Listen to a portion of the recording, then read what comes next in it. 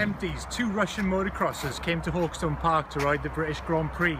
And I remember looking over the top of the chestnut fencing to get close to the action as I could.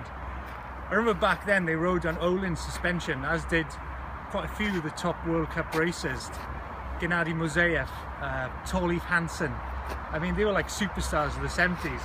And it's quite funny, I've come to Stockholm because 35-40 years later, Ohlins are now doing suspension for specialised bikes, and they're about to launch their TTX shock to a much wider market. So we've here we are at the Ohlins HQ in Stockholm to take a look at what's going on. So here we are in one of the many corridors of Ohlins, and with Torkel Sintorn, who's the boss of mountain biking. Yeah. Torkel, you've been with Ohlins for quite some time. Obviously it began with motocross back in the 70s. Yeah.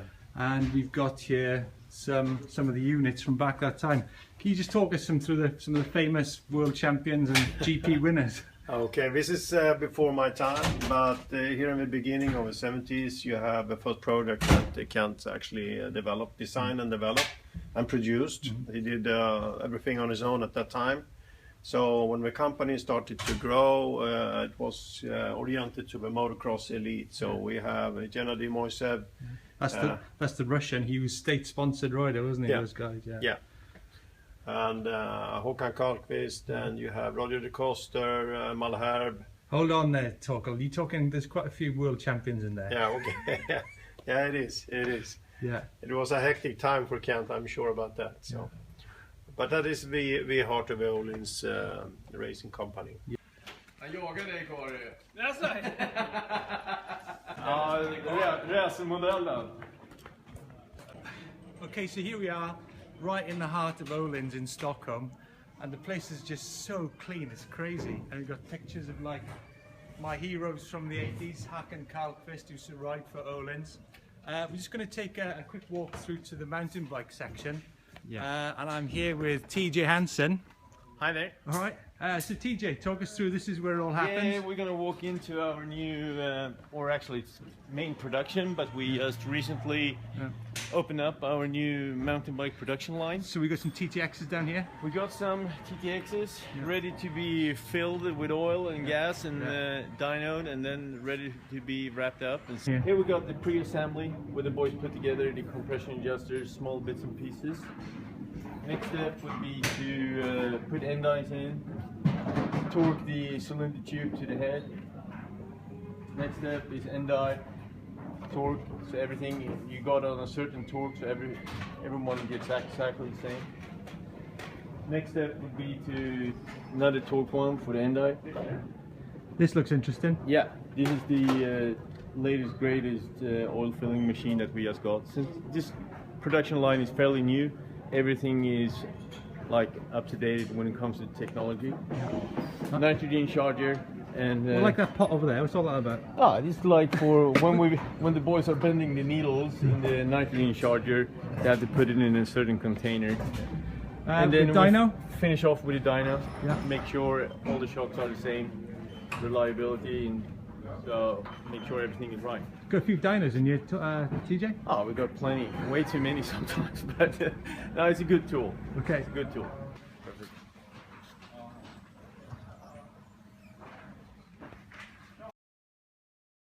But the TTX is going to be available now for a lot of, from all bikes, all kind of from, is it 190mm upwards in terms of shock length, or? I think I should know, but I think it's 3 or 4 versions of length and stroke. Yeah. So no, but we made the TTX shock to fit for different strokes and length. Right. So we are kind of gathering data now for what setup is the best for short strokes, long strokes, and so on. That's a lot of work. Yes. Yes. Yeah. And so basically, what we have here now in Stockholm is a dedicated department to, for mountain biking. Yeah. And this is something recently set up, is it? Yeah. Yeah. And? I mean, it's a. What is it? How long have we worked with mountain bike? Is it 2 years now? And we started 2 years ago. Yeah. It's been a very small group. Also split it up together with a motocross and enduro group. So one group doing the whole thing. Now we're going more dedicated and having one department for all mountain bikes, and with that bringing in more people. And we are 8 people in our group, and two is technicians, and then obviously, if I include myself, 6 engineers. So you guys mean it then? Yeah. Yeah, that's for sure. Yes. The front fork we have for the downhill is a prototype level and is aiming for racing. So we've been working quite a long time actually with just defining what we think is the best type of fork for the downhill bikes. And so we have a lot of different variations, but it's more an exclusive racing article in comparison. Yeah, this is a 36mm front fork, aluminum stanchion tubes, titanium nitride.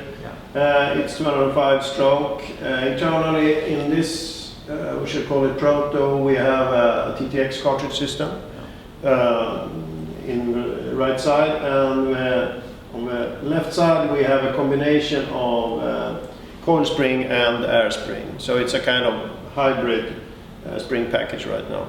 Okay. So where's all this going? A fork pretty soon. Surely we talked about the TTX and the new fork as a high-end product. Is this going to sit alongside professional downhill racers? In the future, yes. In the future, for sure.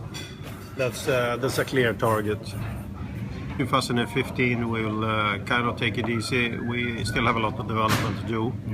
So we'll work with the product. We're going to be around on the races.